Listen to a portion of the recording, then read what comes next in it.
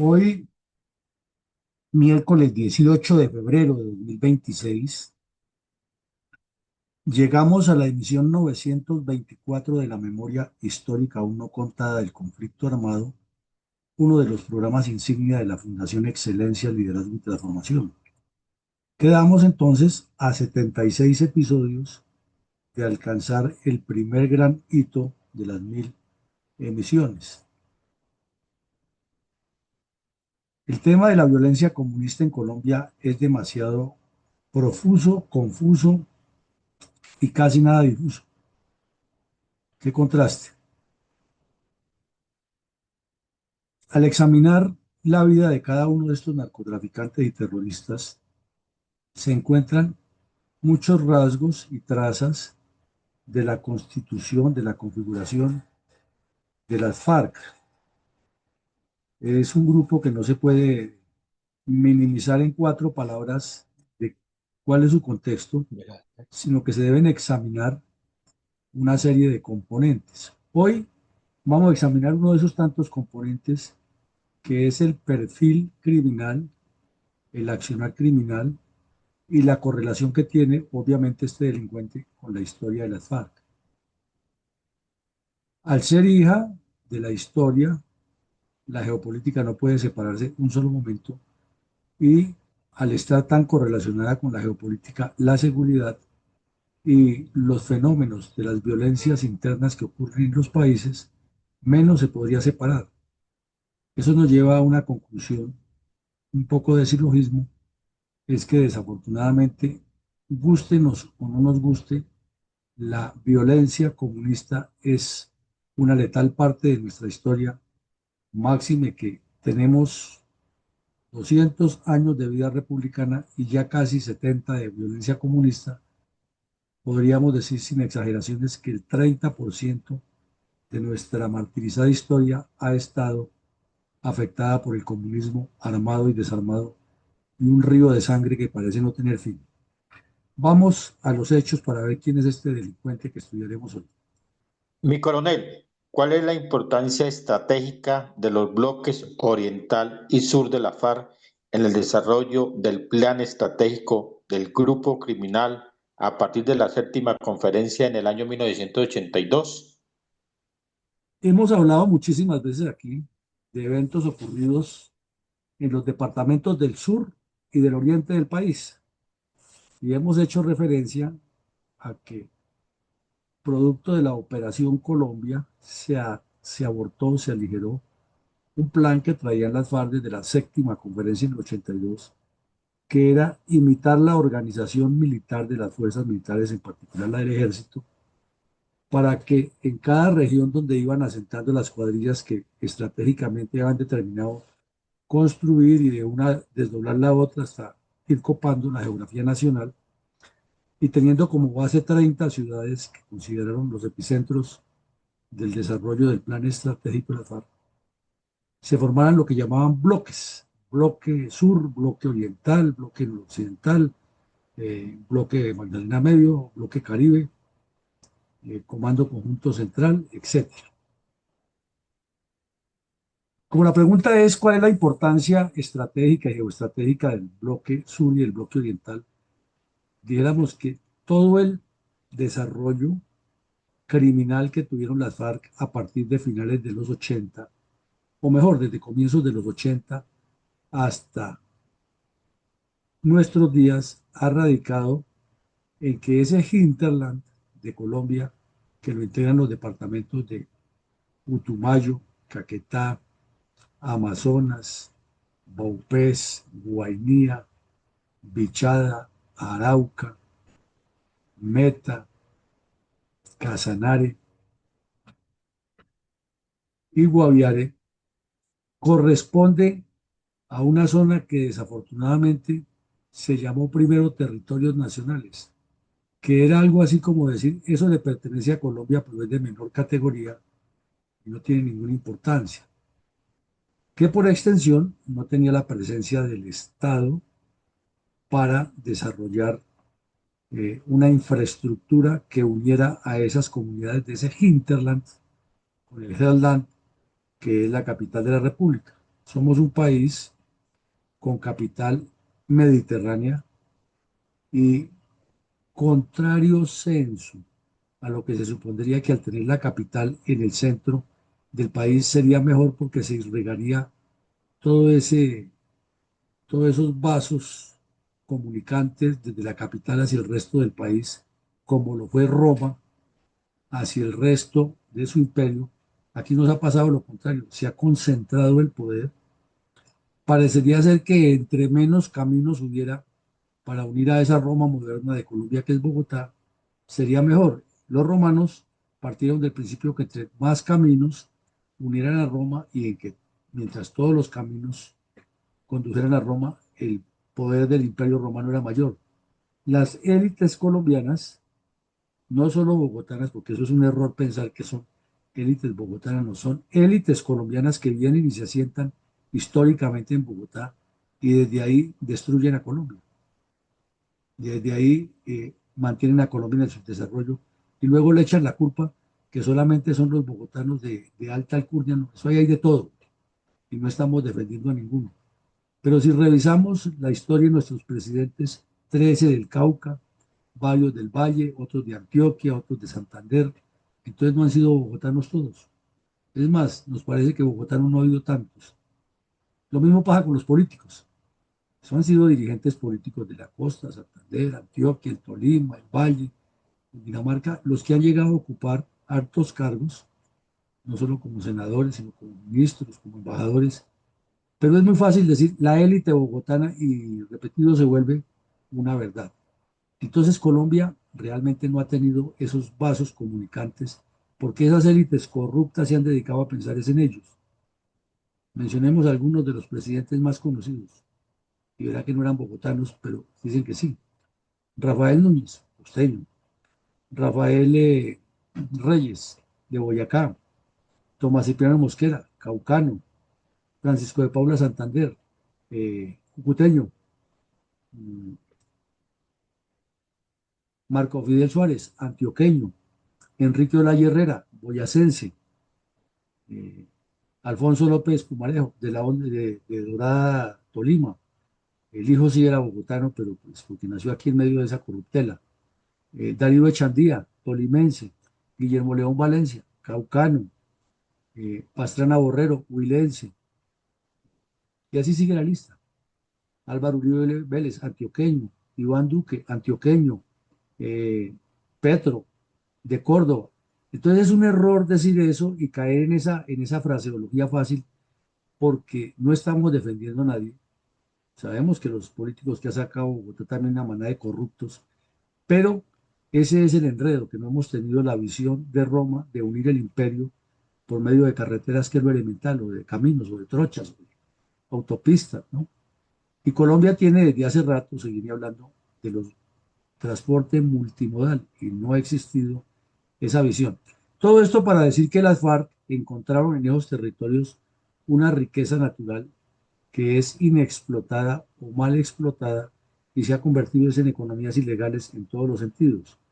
Y de paso, hallaron el emporio donde asentar sus cultivos de coca y de marihuana. Y en la medida que ese comercio aumentó, la demanda por ese comercio en el exterior, pues ellos se convirtieron en los reguladores. Durante muchos años no les interesó manejar el negocio directamente porque les demandaba tiempo, tenían el temor de que, como lo ha advertido el general Landazábal, todo lo que toca el narcotráfico se pudre, pero además porque estaban recibiendo el dinero sin hacer mayor esfuerzo, controlando los insumos, controlando los laboratorios, controlando las rutas, controlando los aterrizajes y decolajes de aeronaves, el ingreso de personas, la cantidad de personas por laboratorio, la cantidad de laboratorios, todo lo controlaban y lo controlan y le ponen lo que ellos llaman un impuesto revolucionario. Y con ese dinero, desde todos esos departamentos que mencionamos que van desde el Putumayo hasta Arauca formando una especie de L invertida, han tenido a Colombia sumida en la violencia comunista. Muy hábil el Partido Comunista y las FARC vieron que esa era la retaguardia estratégica, a donde difícilmente les llegaba el Estado a presionarlos y de paso podían construir un avance sistemático y sistematizado hacia la capital de la República. Síntesis, esa es la importancia geoestratégica de esos departamentos donde se asentaron el bloque sur, en Putumayo, Caquetá, Amazonas y parte de Nariño, y una muelita en el Cauca, en la zona de la bota caucana. Y el bloque oriental, que fue el más grande, que lo dirigió el Mono Jojoy, desde Arauca hasta Vaupés por el sur y desde Vaupés y Arauca hacia el occidente a la piedemonte de la cordillera, ocupando todos los departamentos que encontramos por delante, donde está la riqueza petrolera de Arauca y Casanare, donde están las despensas agrícolas de los llanos orientales, donde está el potencial agroindustrial y ganadero de toda esa región y donde está la vía de aproximación terrestre para remontar la cordillera oriental y rodear la capital de la República. Esa es la importancia de esos dos bloques estratégicos y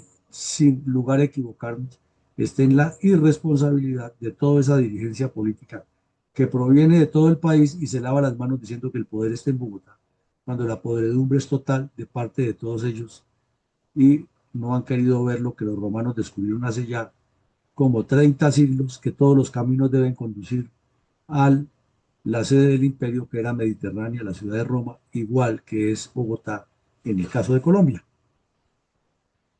Mi coronel, ¿qué anotaciones delictivas podemos resaltar en el extenso prontuario criminal del narcotraficante alias Gentil Duarte de las FARC? Habría que hacer un solo programa para leer cada acción de lo que ha hecho este bandido y medianamente analizarla, o lo que hizo en su juventud y en su militancia. Comencemos por decir que es un delincuente que duró 42 años en las FARC desde su juventud hasta cuando fue eliminado por ellos mismos en una vendetta de narcos. Inició a delinquir en las FARC en los años 80 en el área rural de la ciudad de Florencia, Caquetá. Este bandido era oriundo de Florencia, Caquetá.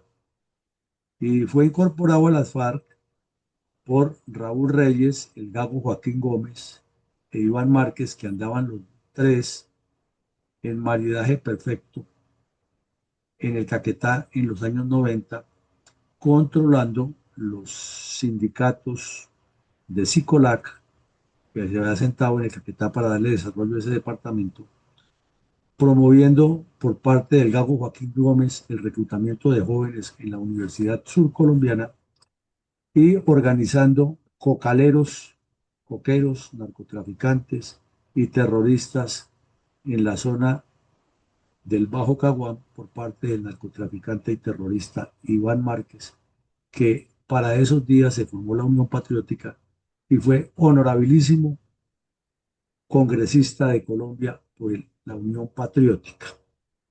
Esos tres delincuentes se encargaron de darle forma al bloque sur de las FARC. Tiro Fijo lo había ideado y como lo hemos visto aquí, había iniciado por ahí en los años 60, 70 a instalar unas cuadrillas que fueron, entre otras cosas, los responsables del secuestro y asesinato del señor Oliverio Lara.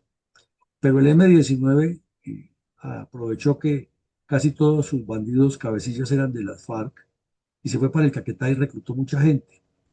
Entonces, en medio de ese crecimiento del M-19, cuando Boris, cuando, eh, Carro Loco Pizarro estuvieron allá metidos en el narcotráfico y el terrorismo, las FARC también fueron creciendo. Recordemos que hubo un delincuente de las FARC que intentó crear el Frente Unido de Acción Putumayense Guerrillera, FUPAC, que no avanzó mucho, el tal Cartagena, pero que dejó los cimientos porque el Partido Comunista había trabajado mucho y porque, repetimos, el Gago Joaquín Gómez, desde la Universidad Surcolombiana, estaba organizando todo eso, y Raúl Reyes, desde los sindicatos de Sicolac y las organizaciones campesinas. Entonces, esa ebullición que armó el M-19 gestó el reclutamiento de mucha gente, que terminaron todos cuadrillas 14 y 15, en las cuales estaba el Mono Boy, que ya era un ícono del terrorismo comunista. Este bandido entonces fue reclutado por esos delincuentes y entregado al mono Jojoy, quien lo pulió a su imagen y semejanza. Si se revisa el prontuario de este delincuente de Gentil Duarte, es una copia del mono Jojoy. Eh, Fue progresivamente creciendo y por eso decimos que es una copia del mono Jojoy, porque pronto pasó por las principales cuadrillas de las FARC y pronto se convirtió en lo que ellos llaman el Estado Mayor de esas cuadrillas, es decir, de los dirigentes de cada una de las cuadrillas que pasó entre el sur, entre el bloque sur y el bloque oriental. Y finalmente llegó a ser el cabecilla de la séptima cuadrilla de las FARC, particularmente cuando el ejército realizó la operación Jaque y capturó in situ a Gafas, que era el segundo de esa cuadrilla, y al otro bandido, que era el que tenía el mando de esa cuadrilla, el tal César. Entonces el mono Jojoy lo nombró de cabecilla del bloque oriental, perdón, del parte sí de los cabecillas del bloque oriental, pero cabecilla de la séptima cuadrilla. ¿Cuál era la importancia de la séptima cuadrilla? Pues sabemos que la séptima cuadrilla se desdobla de la primera y se ubica en el Meta y Guaviare, y que es una de las cuadrillas más conocidas de las FARC por la larga lista de crímenes que ha cometido y porque siempre le han entregado esa cuadrilla a delincuentes con prontuarios oscuros. Eh, y esa cuadrilla fue la que tuvo, como ya lo dijimos, secuestrados mucho tiempo a los tres estadounidenses, a los 11 miembros de las fuerzas militares y de policía rescatados en la Operación Jaque y a la lenguaraz candidata presidencial o ex candidata presidencial. Eh, Duarte, por su naturaleza y por el poder que siempre tuvo, desde sus inicios estuvo vinculado directamente en las dos líneas de acción de las FARC, narcotráfico y terrorismo, desde el comienzo. Y además, pues adquirió como cuadro esa formación ideológica que le permitía organizar redes de apoyo. Entre el enorme listado, porque es larguísimo, de crímenes que cometió, imagínense ustedes, 41 años o 42 años de accionar terrorista, y de esos 31 al lado de Tiro Fijo y el Mono Jojoy, no se podría esperar que fuera una santa paloma. Con los computadores de Raúl Reyes y otros computadores se encontraron eh, muchos detalles de quién era ese bandido, se encontró su hoja de vida y se dice que perteneció a las cuadrillas 14, 28, 40, séptima y primera, y que era un convencido, como Tiro Vivo hoy, que todos los bandidos de las FARC debían ser de origen campesino, eh, pero formados sí permanentemente en la estructura académica del comunismo, que se decía de manera extraña que cuando se, entre comillas, desapareció de el lugar de residencia siendo un muchacho, todo el mundo daba por cierto que se había ido para el ejército, que estaba en el ejército. Y solamente 10 meses después la mamá se dio cuenta que no estaba en ningún ejército, sino que andaba era con los bandidos, que se ha vuelto terrorista. Y de ahí para allá, pues tiene un larguísimo eh, historial. Por ejemplo, en 2003 se encontró en los computadores de Reyes que el mono Jojoy le reportaba a Tiro Fijo la cantidad de dinero que estaban moviendo en una sola maniobra financiera irregular, ilegal. Y es que había llegado Gentil Duarte con una escolta al campamento del mono Jojoy y llevaba ahí una bicoca de dinero entre el bolsillo. Estamos hablando del año 2003, hace 23 años. No llevaba sino 6.000 milloncitos de pesos en efectivo. Y escribía el monojoy disque de negocios. Pues, ¿qué negocios podían ser? Narcotráfico, secuestros, extorsiones y minería ilegal. Y al mismo tiempo llegó desde otro sector, otro bandido que le decían John 40, con una bicoca, 10.500 milloncitos de pesos para entregarle al monojoy. y otros 8.000 que también llevaba ese bandido como una escolta de negocios. Todos esos dineros los recibía el Mono Jojoy y cuando no tenía 60.000 millones de pesos de la época en la caleta, decía que estaba pelado, que le faltaba dinero. Luego se demostró que el Loco Barrera, un narcotraficante pura sangre, del cual el presidente Uribe públicamente se indicó de tener nexos al general Guillermo Quiñones Quirós, e inclusive lo retiró del ejército por eso, y el general nunca dijo nada. eh, Quedó un documento probado en que el señor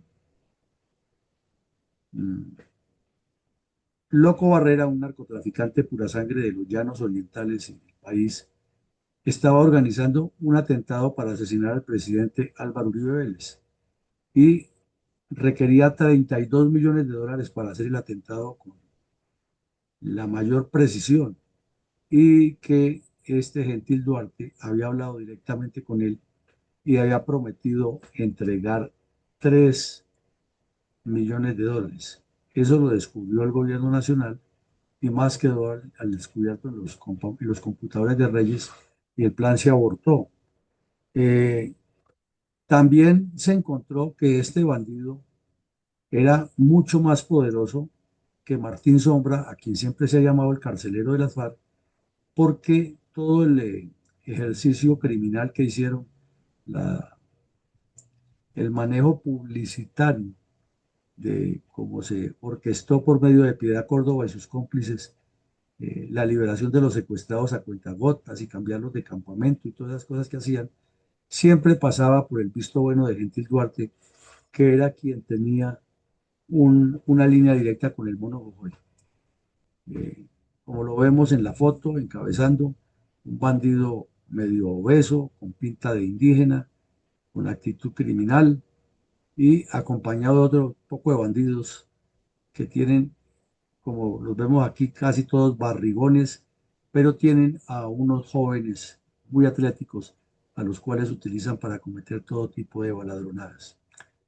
Eh, Muchas veces se especuló que Gentil Duarte tenía relaciones directas con Alan Jara, el controvertido y corrupto dirigente político del Meta que estuvo secuestrado, otras que no, pero ese es uno de los secretos que llevó a la tumba a este bandido. Por lo tanto, hablar del prontuario de Gentil Duarte es extensísimo y no hay un solo delito en el que estuvieran metidos las FARC durante el tiempo que él estuvo ahí en que no hubiera participado. ¿Cuál fue el rol de alias Gentil Duarte en la mesa de conversaciones en Cuba durante la 10ª conferencia de la FARC en el Caquetá y luego en la estratagema de las supuestas disidencias del grupo narcoterrorista? Aquí vemos dos fotos del bandido que nos lo dicen todo. Eh, las FARC estaban en el año 2015, 14-15, prácticamente, como lo hemos visto aquí, dominando completamente la dinámica de la mesa de conversaciones e imponiendo lo que querían, actuando a sus anchas. El viaje de este bandido, Gentil Duarte, a Cuba, fue otro de los espectáculos que toleró Juan Manuel Santos y que organizaron intencionalmente las FARC. Ya habían montado el espectáculo del viaje del Paisa, de Romaña, de la holandesa, y un poco de criminales que cada vez que salían al exterior era un show. Eh, ¿Por qué las FARC y el señor Santos estaban interesadísimos en ir, en que este bandido fuera a Cuba? Porque mientras se negociaba en Cuba, el narcotráfico seguía vivo, actuante y con una alta rentabilidad para los cabecillas de las FARC y para seguir armando sus cuadrillas. Entonces se necesitaba que las FARC hicieran la pantomima de que se movilizaban, pero internamente ellos seguirían, unos en el Congreso, otros en el narcotráfico y otros delinquiendo de frente, manteniendo un rótulo de supuestas disidencias. El problema, como ya lo hemos reiterado en otros episodios anteriores, es que este bandido la tomó en serio y dijo, eh, no estoy de acuerdo en que el narcotráfico quede en manos de Iván Márquez. ¿Por qué tiene que ser él si él no es campesino como yo y él nunca ha estado en estas zonas directas donde manejamos el narcotráfico? Él en el Caquetá inició desde la Unión Penella, que fue cuando Gentil Duarte ingresó, yo sí lo reconocía, pero estaba era usufructuando para él y no para la revolución. Además, ya somos igual, igual. En ese tiempo yo era un joven de 18 años y Márquez era un tipo ya como de 35. ¿Por qué tiene que seguir después de 40 años casi de segundo de Márquez? Nada de eso. El narcotráfico lo manejo yo, o no hay negocio, no hay ninguna negociación. Entonces, preocupados porque donde se hiciera pública esa disidencia, y Juan Manuel Santos lo sabía, porque la inteligencia militar se lo había dicho, y el error de la inteligencia militar fue no hacerlo público. Entonces Santos movió cielo y tierra para que localizaran este bandido en el Guaviare y lo llevaran a Cuba. Y lo llevaron eso con el avión especial y, mejor dicho, como si se tratara del Papa Francisco. Ya llegó a Cuba, fue muy callado, les dijo que bueno, que lo que ustedes decidan, las FARC somos un grupo que decide colectivamente y no sé qué. Yo regreso a Colombia con ustedes. Entonces, muy hábil, Iván Márquez, sabiendo la culebra que tenía al frente, porque lo conocía desde niño, le dijo, no, pues quédese aquí hasta que terminen las conversaciones. Y allá se quedó en Cuba, no hacía mayor cosa porque no era un sujeto de línea política fuerte, sino más bien de acción. Pero lo que le necesitaba era Márquez tenerlo ahí amarradito. Este delincuente, sin embargo, se las ingenió para mantener comunicación con el tal Mordisco, que era el segundo. Y entonces cuando llegaron a Colombia, los vemos aquí, ahí está el bandido, en plena área del Caguán, con helicópteros oficiales desembarcando, periodistas por todos lados. Aquí alcanzamos a ver a Romaña que se le ve la boina, y periodistas y bandidos de civil y otros uniformados con fusiles, organizando la 10ª conferencia de las FARC, que fue un gasto demasiado grande que hizo el gobierno de Santos, que para que en esa conferencia acordaran la desmovilización. Uno de los puntos fuertes de esa conferencia fue precisamente el caso de este bandido, de Gentil Duarte, que les dijo, bueno, yo tengo que analizar todo lo que hablamos en Cuba, o sea, se echó de para atrás. Ya no dijo que él estaba de acuerdo con todo, pero yo tengo que ir hasta el Guaviare a hablar con Iván Mordisco, porque él ya frente le envió comunicación a las FARC que en la cuadrilla séptima no se desmoviliza, ni la primera tampoco, que nosotros seguimos controlando el narcotráfico. Entonces ya se dieron cuenta que este no lo podían dominar, pero tampoco lo podían matar, que era la costumbre de ellos, porque estaba ahí en presencia de ellos y tenían que mantener la caña de que estaban regresando a la legalidad, y pensaron fue eliminarlo después, al estilo bandido, y lo enviaron a Caquetá y el tipo apareció ahí en el Caquetá con Iván Mordisco dándole rueda de prensa a los medios de comunicación regionales y dirigentes de la región. Nosotros no tenemos nada que ver con ese pacto que se firmó en Cuba, eso fue una traición a la revolución, y de inmediato tomó el control de todo el narcotráfico que había en la zona limítrofe de Colombia y Venezuela, y a partir de ese control entró a Venezuela y se volvió el amigo número uno de Nicolás Maduro para entrar y sacar coca. Luego, las FARC ya se destaparon en su estrategia que tenían, se cayó, como dicen los bandidos, se le cayó la vuelta a Iván Márquez y Santrich, tuvieron que huir hacia Venezuela. Entonces, como esos eran los propios del secretariado, que ahora eran los honorables senadores y congresistas, la concubina de Tirovijo, Timochenko y los demás bandidos, entonces Márquez y Santrich terminaron en Venezuela diciendo que ellos eran los que controlaban el narcotráfico, y pusieron a Maduro, como en la canción de Paloma San Basilio, con su corazón en medio de dos amores. Eh, y Maduro optó por irse por los amigos, por Timochenko y por Iván Márquez y por todos los bandidos, Santrich. Entonces ordenó a la fuerza militar que persiguiera a este bandido, a Gentil Duarte, y en la persecución Gentil Duarte, que era un bandidazo y con bandidos experimentados, de una Guardia Nacional llena de corruptos y de bandidos, pues cayeron con una serie de emboscadas y le fue muy mal. Entonces, Maduro le pagó a Iván Márquez o le permitió que el narcotráfico que le daba le bajara la cuota y que con eso financiara una guerra abierta contra este bandido y también el ELN. ¿Cómo lo ven ustedes la incidencia de este delincuente, tanto en el viaje a Cuba como la 10ª conferencia y la escisión que armó de frente por narcotráfico, no por ideología, le salió costosa a los cabecillas de La Habana que pensaban que les iba a funcionar de maravillas la farsa de aparentar unas disidencias y de seguir narcotraficando? Mi coronel, ¿por qué el ELN, la segunda Marquetalia y alias Calarcá solo persiguen las cuadrillas de la FARC que dirigían Gentil Duarte y ahora en cabeza de Iván Mordisco? Lo acabamos de ver, la participación del narcogobierno de Venezuela tiene que ver muchísimo en esta pelea. Y tiene que ver muchísimo en esta pelea porque Gentil Duarte, como ya lo detallamos, era el campesino puro. Era una especie de mono jojoy o de tiro fijo dentro de una guerrillerada, como dicen ellos, de mayoría campesina. Por ende, su influencia en la base guerrillera era mucho más grande que la de Iván Márquez, claro.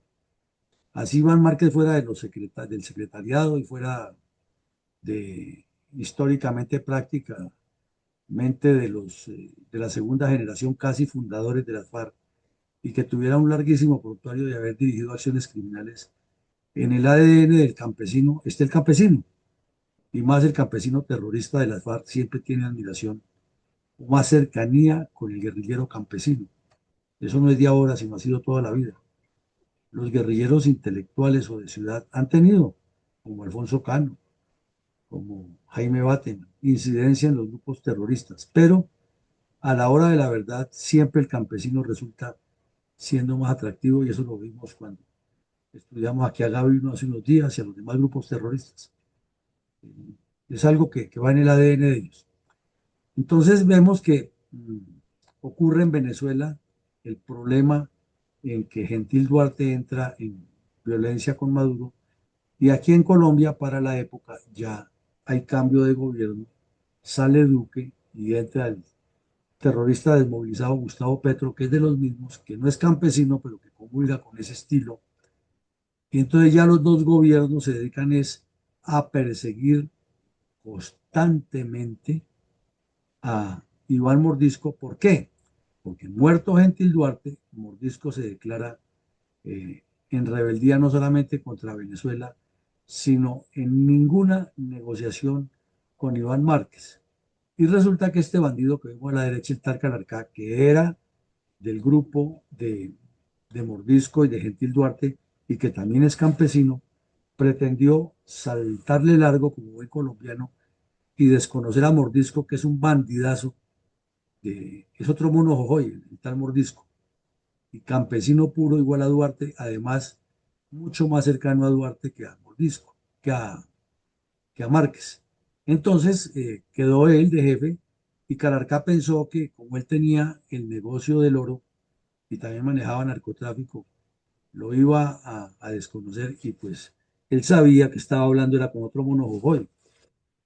Entonces Mordisco ordenó matar a Calarcá y Calarcá pues tenía también su influencia por ser campesino en algunos sectores y cercanía con Iván Márquez y con el desgobierno de Venezuela. Entonces hubo un cambio de tercio de parte de Márquez y del desgobierno de Venezuela y dijeron entonces ahora jugamos a perseguir a Mordisco y el ELN les apoyó. Entonces el señor Petro encontró la disculpa perfecta, que es la que hemos repetido aquí. Bombardeos y persecución contra Mordisco, nada contra el ELN y nada contra la segunda Marquetalia y nada contra Calarcá. No ha habido un solo bombardeo contra esos grupos, con excepción del que Estados Unidos le ordenó que hiciera contra el ELN, pero de resto a Calarcá no lo ha tocado. Hemos visto cómo Calarcá se cayó con coca, con armas, con dinero, con planes terroristas en Antioquia, y el otro día la fiscal lo soltó, dice que porque esté en paz. Hemos visto aquí en episodios reiterativos al general Cardoso, al general Sánchez, ministro de Defensa, diciendo que es que no se le puede hacer nada porque están en negociaciones de paz, pero que en la medida que no haya órdenes de captura, ellos actúan y bla, bla, bla, bla. Entonces eso explica por qué el ELN, la Marquetalia y los de Calarca atacan permanentemente a Mordisco y de paso es el mismo objetivo que tienen la narcodictadura venezolana y el señor Petro. Todo por temas de narcotráfico. Mi coronel, ¿cómo se desarrollaron los hechos previos y situacionales con la muerte del narcotraficante y terrorista de la FARC, alias Gentil Duarte? Eso es todo un contexto operacional, político, publicitario. Y ya hemos dicho que en el ejército trajeron esa palabreja de Gauss, copiada de la doctrina que le han puesto las organizaciones internacionales a los nombres de los grupos terroristas. En lugar de decir las FARC, punto, entonces ahora le inventaron disque GAO residual E7. Imaginen ustedes con esos nombres, parecen como las claves por allá de la NASA, organizando la distribución de las estrellas en el firmamento. Ahí aparece la foto del cabecilla de la séptima cuadrilla de las FARC, ahora supuestas disidencias, de nombre Miguel Botache Santanilla, alias Gentil Duarte. En la reorganización que hizo este bandido con Iván Mordisco, crearon lo que ellos llaman el bloque Jorge Briceño Suárez, en memoria del narcotraficante y terrorista Mono Jojoy, que fue el que los formó a todos ellos y el que los puso a delinquir en esa zona. Y están los que le siguen, un poco de bandidos con unos prontuarios extensos, un tal Orestes, otro bandido Boyaco Hermes, otro bandido Robinson y otro Sánchez Moica. Todos con prontuarios siguiendo la línea de este terrorista. Se publicaron esos boletines en la zona de los Llanos Orientales y del Guaviare pidiéndole a la ciudadanía, o ofreciéndole a la ciudadanía jugosas recompensas por la captura de estos delincuentes. Y comenzó una persecución muy grande, muy fuerte, en la zona de los Llanos Orientales y se hizo pública. Y los dos ministros de defensa que tuvo más lenguaraces y bocones que tuvo el señor Duque, se dedicaron a hablar hasta por los codos. Eh, el primero, Holmes Trujillo, después de un zapatero, un vendedor de zapatos que ha tenido ahí Duque, que fue una vergüenza como ministro tal Botero, puso a Holmes Trujillo, que era un politiquero oportunista, de esos vividores con una larga historia de hechos no tan claros en el Valle, y ahora a la cabeza del Ministerio de Defensa, haciendo un paréntesis, entidad a la que atacaba en su juventud y llamaba a los violadores de los derechos del pueblo, se volvió últimamente buena persona y defensor, y hasta Duque tuvo la insensatez de proponer que cuando murió de una enfermedad terminal, prácticamente en ejercicio del cargo, que, que el Ministerio de Defensa del edificio se llamara con el nombre de este sujeto, que era un politiquero, el tal Holmes Trujillo.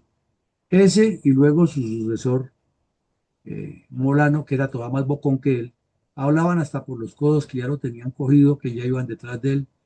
Entonces la revista Semana, que también estaba en su momento con la señora Vicky Dávila, que armaba una especie de periódico, el bogotano, en la revista Semana, con cada noticia que salía, publicaron varias veces el titular, a la casa de Gentil. Ya lo tenían, lo habían visto, y hasta publicaron unas fotos de la inteligencia militar, que no se entiende para qué se las entregaron a ella, para que hiciera publicidad, unas fotos de la inteligencia militar en los campamentos donde estaban en Venezuela todos los bandidos de las FARC, camionetas y los bandidos ahí armados. Entonces, ese era todo un espectáculo los días previos a la baja de este bandido. ¿Cuál ha sido el rol de alias Iván Mordisco en lo planeado por las FARC en la 10ª conferencia de engatusar al país con la supuesta paz de Santos? Y también otra de las noticias que concentran la atención del momento es la muerte de alias Gentil Duarte, máximo cabecilla de las disidencias de las FARC, que se había refugiado desde el año pasado en zona rural del municipio de Jesús María Semprún, en el estado de Zulia, en Venezuela. Beatriz Adriana, a esta hora nos cuenta qué más información se conoce. Muy buenos días, Juan Diego. Así es, alias Gentil Duarte, Miguel Botache Santillana, habría muerto en la población de Casigua, El Cubo. Esto está ubicado en el estado Zulia, muy cerca de la frontera con Colombia, en La Guajira. Justamente allí, un explosivo habría acabado con la muerte de este líder guerrillero de las disidencias de la FARC. Recordemos que desde noviembre, alias Gentil Duarte estaba huyendo de una explosión en el Caquetá y también en San Vicente, de una persecución policial, y se había refugiado desde noviembre, protegido por alias Mecha, jefe del Frente 33 de las disidencias de la FARC. Justamente en esta zona se había trasladado a esta zona boscosa, rural, una población desasistida de presencia militar y policial, donde se encontraba con 40 hombres. Las dos versiones que se manejan hasta el momento es que habría sido uno de sus hombres quien habría activado este artefacto explosivo que acabó con la vida de este líder guerrillero de las disidencias de la FARC, y la otra versión es este continuo enfrentamiento con el ELN, que incluso se disputan el control político de los alcaldes en esta zona, pues habría acabado con la vida de alias Gentil Duarte. Lo que se conoce hasta el momento es unas fotografías que fueron publicadas por el diario El Tiempo, donde se ven pertenencias de este guerrillero en medio de todo el desorden que deja este fuerte explosivo en la zona de Casigua, El Cubo, municipio José María Semprún del estado Zulia. Lo que se conoce es que Iván Mordisco asumiría el rol de líder de las disidencias de la FARC, de esta red criminal que antes lideraba Gentil Duarte. Parte de la información desde Caracas, Venezuela. Estaremos informando más adelante sobre todos los detalles que consigamos acerca de esta muerte. Desde Caracas, Venezuela, Beatriz Adrián, Noticias Caracol. Bueno, entonces para comenzar a entender cuál es el rol de Mordisco, primero vemos el video de Caracol Televisión de la información que se conoció como cayó Duarte. Como se deduce en ese breve espacio que abre la periodista, hay muchos elementos, ¿no? Que gran parte de los alcaldes del estado Zulia de Venezuela están o con las FARC o con el ELN, y todos porque los bandidos les dan plata del narcotráfico y les agradecen que los tengan escondidos allá, y además hacen parte del ideario comunista. Segundo, porque al estar al otro lado de la frontera, como dice la señora, aquí son municipios que no tienen presencia ni militar ni policial venezolana, pero ya sabemos que además de que no la tienen, es que ellos son corruptos y tampoco van por allá, porque saben que por medio de los alcaldes les llega su sobrecito mensual o semanal, en el cual les dice no vengan por aquí que todo está bien, todo bien, todo bien, como dice el pibe. Y tercero, porque nos relata la periodista en 2 minutos cómo fueron ellos mismos los que por problemas de narcotráfico lo asesinaron en su propia guarida, es decir, le instalaron la carga explosiva donde estaba y ellos mismos activaron la carga.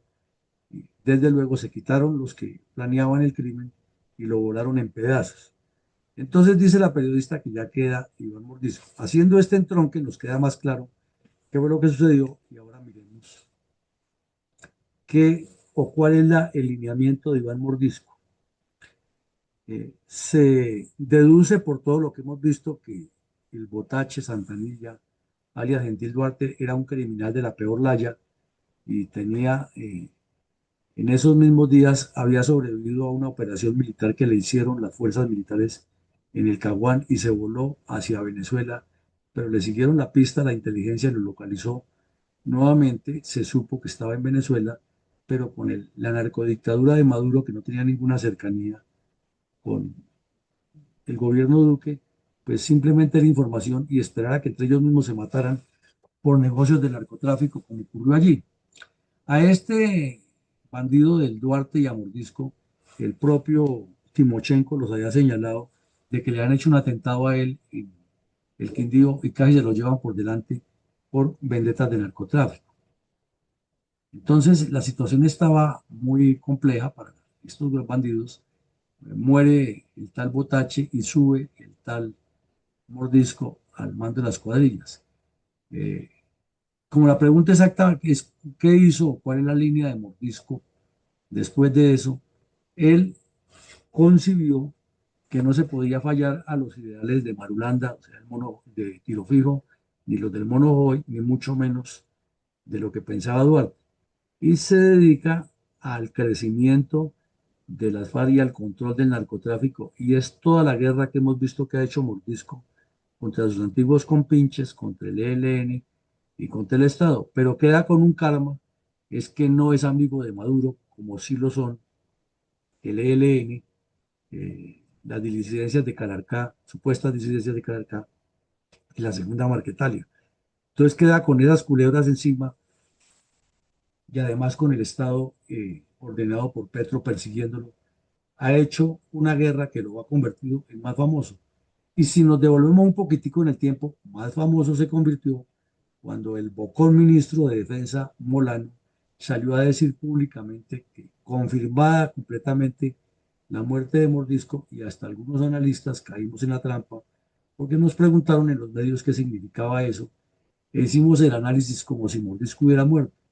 Y a los 2 meses apareció Mordisco con unas gafas grandes que lo hemos visto por ahí en las fotos, hablando públicamente de que las FARC continuaban la lucha. Entonces quedó como un mentiroso el señor Molano, y Mordisco se posicionó más entre la guerrillerada como el tiro fijo que sobrevive a todas las operaciones, y hasta el momento ha conservado esa línea. Ya se dice que tiene casi 4.000 bandidos en armas, con una estructura financiada por el narcotráfico y con una capacidad de eludir a las fuerzas militares y de actuar. Y ya hemos visto también aquí varios eventos criminales de los que ha participado Mordisco en memoria del Mono Jojoy, de Tiro Fijo y de Gentil Duarte. Es un tema que va para largo. Mi coronel, ¿qué impidió o facilitó el camino al narcoterrorismo de las FARC dirigido por Gentil Duarte para aclimatar la intención de la paz en Colombia? La verdad que en nada, porque alguien supondría que la muerte de Gentil Duarte sería un golpe muy duro para las estructuras terroristas, y que además divididos entre Calarcá y Mordisco ya no serían tan fuertes, pero aquí vemos en el mapa que lo hace esta entidad Inside Crime, que es un portal internacional que tiene una cantidad de periodistas y analistas, que inclusive van a los sitios donde hay presencia de guerrilleros terroristas y levantan toda esa información, mapean, hacen análisis, y vemos todas las zonas donde está ubicado las cuadrillas que dirige ahora Iván Mordisco, que dependen de su total y absoluto control, y todas relacionadas con el narcotráfico. Vemos que, aunque en esas zonas hay presencia de las otras cuadrillas de Calarcay, del ELN, de la Marquetalia, el peso específico del control terrorista en esas regiones que comienzan en parte de La Guajira, de Cesar, de norte de Santander, Arauca, Casanare, Meta, Guaviare, Caquetá, Amazonas, Putumayo, Nariño, Cauca y Valle, le dan una gran vuelta, ocupan todo el hinterland o parte del hinterland mejor, con presencia coactiva, y en lugar de disminuir van creciendo. Entonces, quiere decir que no obstante los golpes que le están dando a Iván Mordisco las fuerzas militares, la presión que ordena el mismo gobierno Petro, eh, da la sensación que la tolerancia que tiene con el ELN, con la Marquetalia y con los otros grupos le permiten espacios geográficos por donde se puede mover, ya que por no atacar a esos grupos, para no llevarle la contraria a Petro, se le tolera la coexistencia a las cuadrillas de Mordisco. Otros dirían pues que es la estrategia entre ellos para que no los ataquen. Es posible.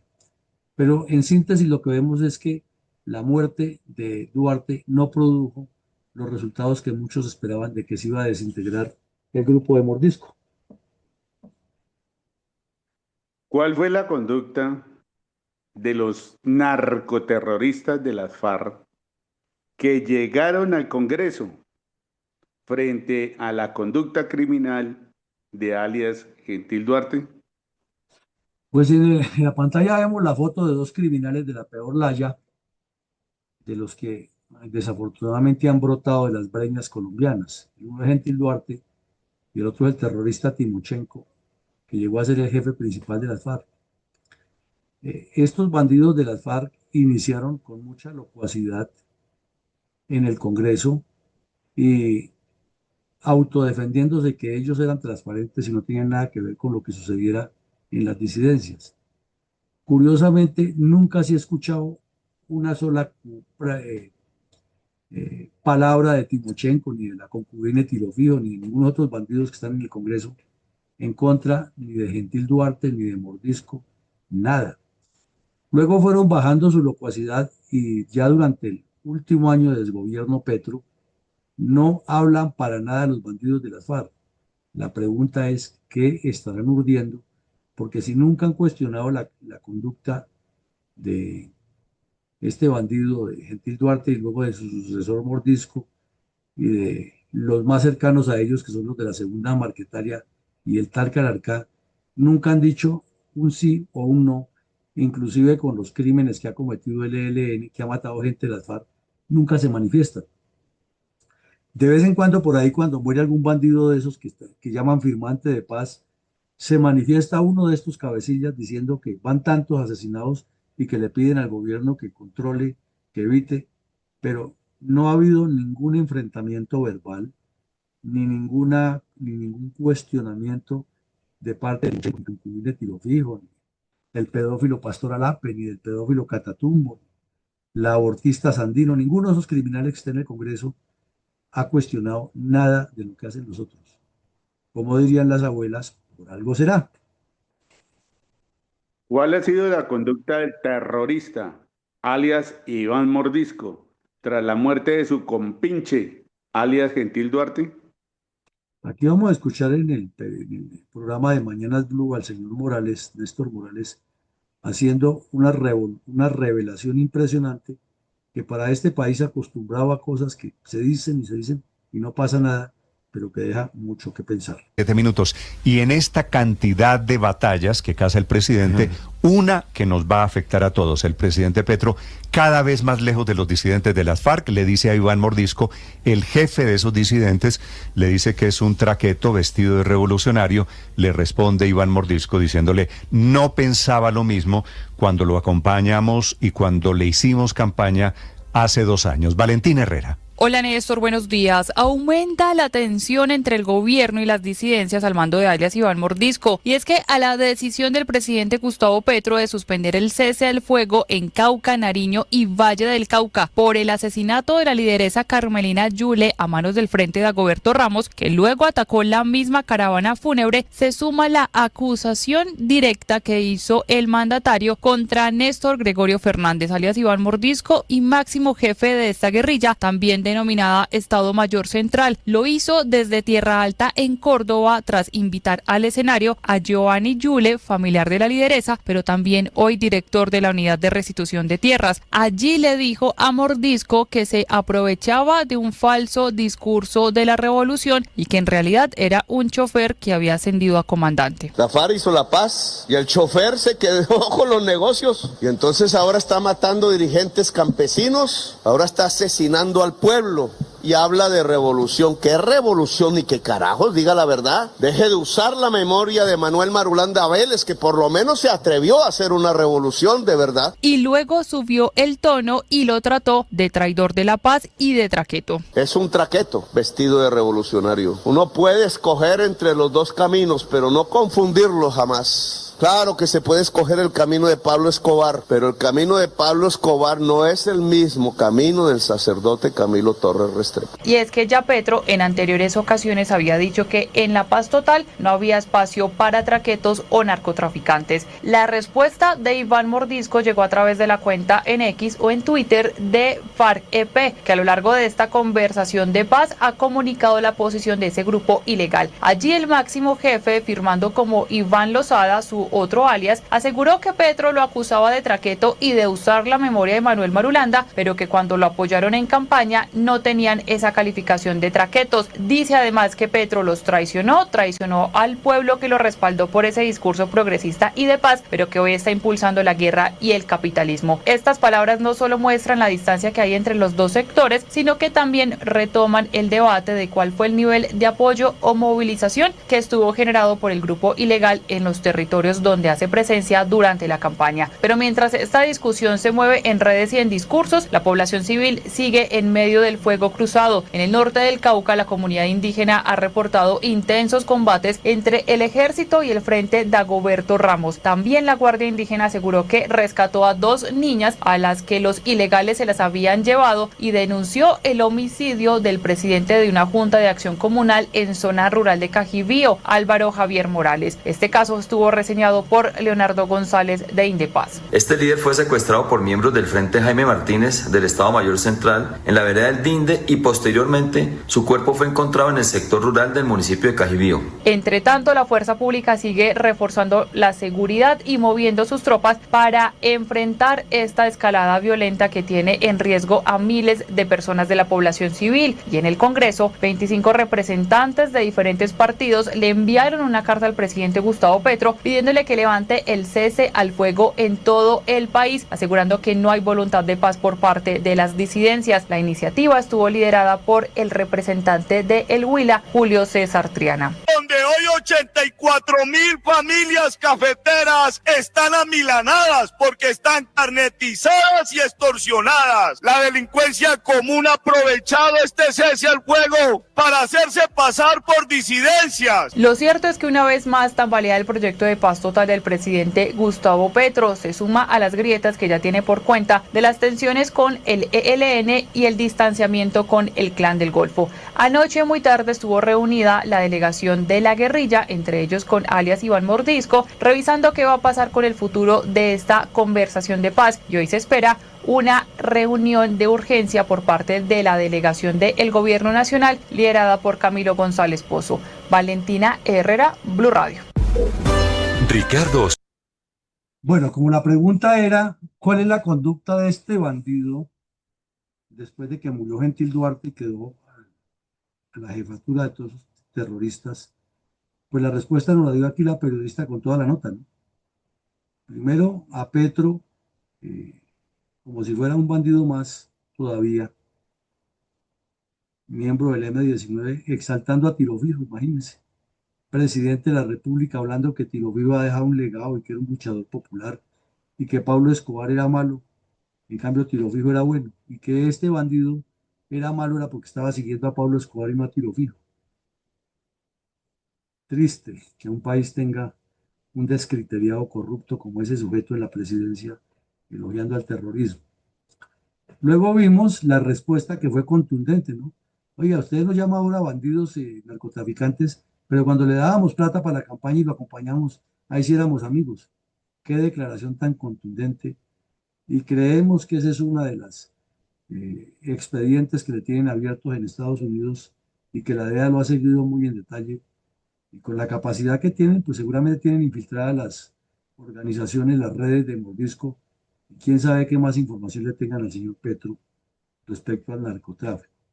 Entonces es la revelación. Pero luego lo que cuenta la periodista de que hechos en el Caquetá, en el Huila, en el Cauca, y la politiquería de un parlamentario hablando allá sandeces por hechos ocurridos contra los cafeteros, demuestran los alcances de este delincuente y nos corroboran que el mapa que presenta Inside Crime, que lo acabamos de ver, es cierto y que este bandido es un mono jojoy o un tiro fijo con toda la misma habilidad y con la credibilidad que genera dentro del campesinado. Y de remate, como el señor Molano, cuando era ministro de Defensa, lo mató, pero sobrevivió. Hizo semejante escándalo de que lo ha eliminado, que había encontrado la boina y que no sé qué más cosas, y un fusil. Lo ha convertido en una especie de leyenda dentro del guerrillerado campesino y quién sabe hasta cuándo tendremos el dolor de cabeza en Colombia con este delincuente. Sigamos. Rindamos con reverencia y profundo respeto un minuto de silencio en memoria de todos los colombianos y extranjeros víctimas de los crímenes y vejaciones de las FARC y sus cómplices.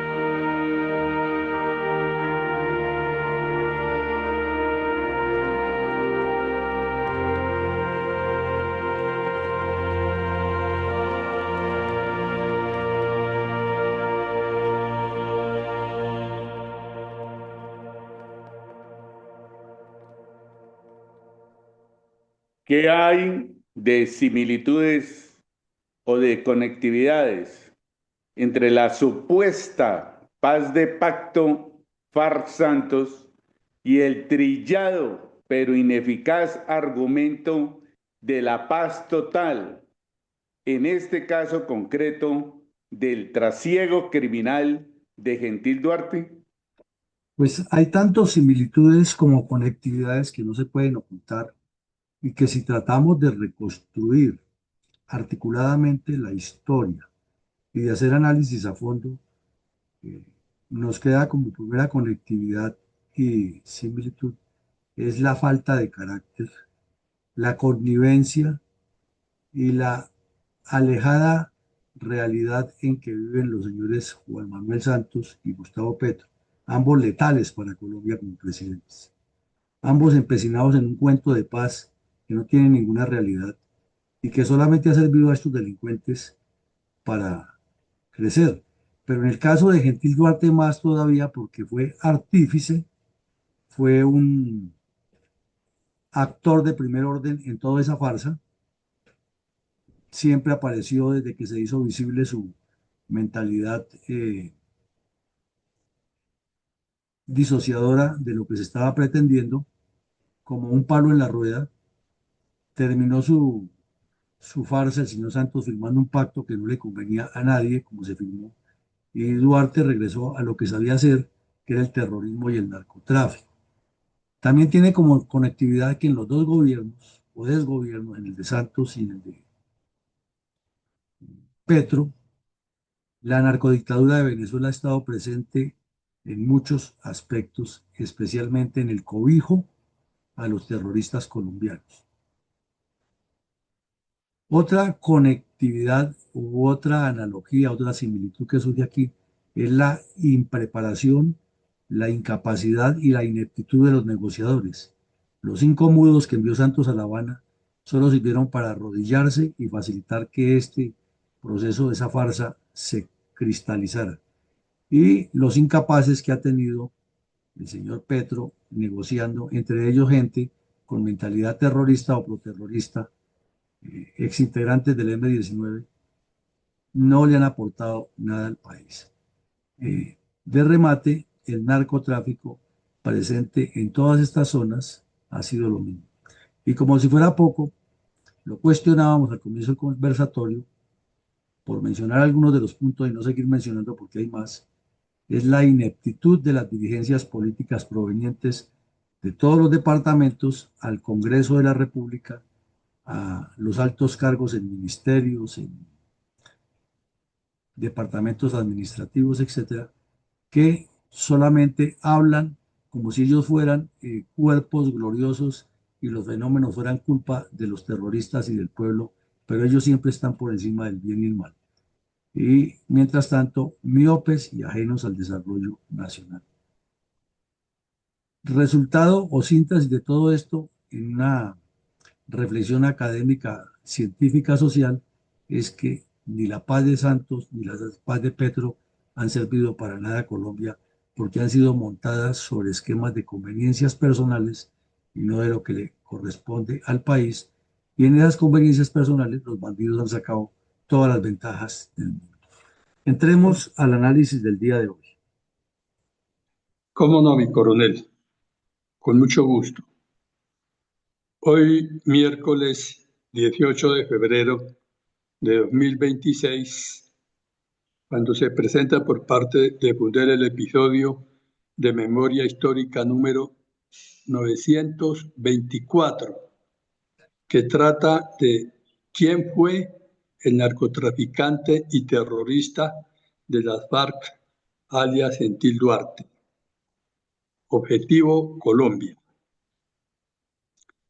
Al entregar por parte de Fundel la descripción del presente episodio, que como bien sabemos no busca nada diferente a la de reescribir la historia de las causas y consecuencias de la violencia en Colombia, dado que después de muchos juicios críticos, exhaustivas investigaciones por parte de nuestro director, se ha encontrado que ésta no se ha escrito con el rigor historiográfico y por ello el país ha caído y sigue cayendo en errores históricos que han impedido conseguir la paz y el progreso económico, fin primordial de una democracia liberal moderna, bien sea por falta de síntesis al analizar esas causas, bien por falta de formación política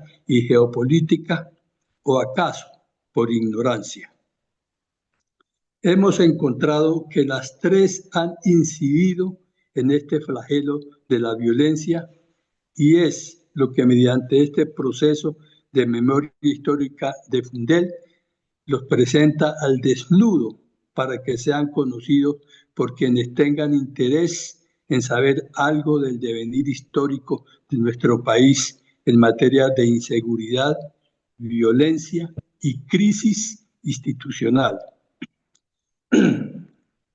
Parece que en estos episodios se mirara solo lo malo de cada gobierno, pero no es así. También presentamos los aspectos positivos, como por ejemplo los grandes logros del gobierno del general Gustavo Rojas Pinilla, en cuyo interregno el país logró progreso y desarrollo en todos los órdenes, que no son del caso de escribir ahora. Desafortunadamente no podemos decir lo mismo de otros gobernantes. Si recordamos bien, cuando la educación en Colombia contemplaba en su pensum académico la asignatura de historia en los niveles de primaria y secundaria, solo se enseñaban los escasos logros de los gobernantes y era texto obligatorio estudiarlos en la historia de Arrubla. Esto hizo mucho daño, debido a que se enseñaba una historia carente de objetividad, evidencia y razón, porque había que complacer a los gobiernos de aquel entonces. Luego se les cedió el turno a los comunistas para que ellos contaran la historia a su amaño, y es cuando aparece toda clase de versiones que tergiversan la verdad. Recordemos la versión de la violencia en Colombia, entre comillas, la violencia en Colombia, escrita a 6 manos, que hasta sirven de consulta para elaborar tesis de posgrados. Y ni hablar de la llamada Comisión para el Esclarecimiento de la Paz, que de transición a la paz y a la democracia, como en apariencia lo predicaba el señor Juan Manuel Santos con el engaño del proceso de paz de 2016, que de transición y paz no ha tenido nada. Pues, como se dice, para la muestra un botón. Ayer vimos el caso de la destrucción con explosivos de un helicóptero en Teorama Norte de Santander, acto terrorista cometido por el ELN, en donde asesinaron varios soldados e hirieron otros tantos en el año 2015, cuando el gobierno del presidente Juan Manuel Santos empezó a arrodillarse ante la guerrilla. Y en el episodio de hoy, después del 2016, cuando supuestamente se firmó la paz, Fundel presenta el prontuario criminal del narcotraficante terrorista Gentil Duarte y de otro, Iván Mordisco. Esa tal comisión llamada de la verdad y cuyo marco normativo emergió del gobierno no solo carece de objetividad, sino que no podía ser presentada por el Estado. Véase la sentencia C-116 de 2021, cuando declara inexequible algunos artículos de la ley del veterano. Retomemos. Si no se conocen la causa de los males de algo, es casi imposible combatirlos. Es lo que estamos haciendo aquí. No podemos hacer más porque no tenemos ni el poder político ni el económico para evitarlo, pero sí tenemos el conocimiento para entregarlo a la sociedad y a quienes nos gobiernan. Este cometido lo hacemos como un deber de patria para despertar conciencia en la sociedad de donde emergen los partidos políticos y a la vez de estos la elección de las tres ramas del poder y demás instituciones directa o indirectamente. Así que si no se corrigen los males de las rabulerías jurídicas y políticas, seguiremos eligiendo a los mismos dirigentes venales que no han tenido ni la gallardía ni el carácter para combatir a quienes están destruyendo nuestro país, que como lo hemos demostrado, ha sido la narcoguerrilla al servicio del comunismo, pese a tener las mejores y más preparadas Fuerzas Armadas de país alguno. Y por eso de contera son responsables del subdesarrollo de nuestro país, con potencialidad estratégica para ser una potencia en todos los sentidos. Mi reflexión, gracias y feliz día. Bueno, gracias, mi coronel, muy amable por su reflexión y los puntos que usted relata, sobre todo el énfasis histórico que le da a este proceso, de las extensas responsabilidades que hay, la aclaración que hace que la tergiversación de la historia, la falta de conducción clara de los gobernantes de lo que nos sucede, el aprovechamiento que han hecho los grupos criminales de esa dislexia, de esos dislates de parte de los dirigentes de turno y la tragedia que sigue viviendo el pueblo colombiano. Resalta usted también que nuestra fundación lo que pretende es poner los puntos sobre las IES que al colocarlos obviamente no son del agrado de todos los que los escuchan, que quieren que su verdad sea la que se ratifique y se multiplique permanentemente. Y pues nosotros no estamos aquí para satisfacer verdades de nadie, sino para profundizar en los hechos. Con esto cerramos el episodio del día de hoy. En la tarde-noche no habrá ejercicio académico por hoy, pero mañana retornaremos tanto en el ejercicio de la mañana como en el de la noche. A todos les deseamos un feliz día y que Dios nos siga nos siga protegiendo e iluminando. Feliz día para todos. Muchas gracias, mi coronel. Feliz día para todos. Feliz día para todos. Gracias, mi coronel. Feliz día para todos. Gracias.